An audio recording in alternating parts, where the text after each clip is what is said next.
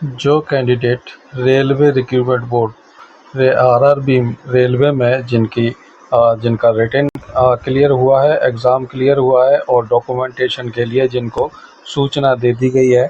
वो कैंडिडेट अगर कोई फॉर्म डाउनलोड करना चाहते हैं तो सिंपल आरआरबी की साइट पे जाएं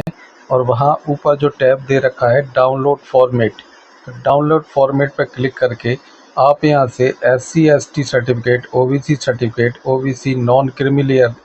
डिक्लेरेशन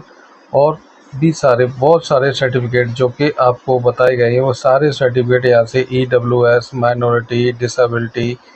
से संबंधित सारे सर्टिफिकेट यहाँ से सिंपली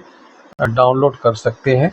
तो आपको सिंपली आरआरबी की वेबसाइट पे जाना है और ऊपर ही ये डाउनलोड फॉर्मेट करके एक टैब दे रखा है,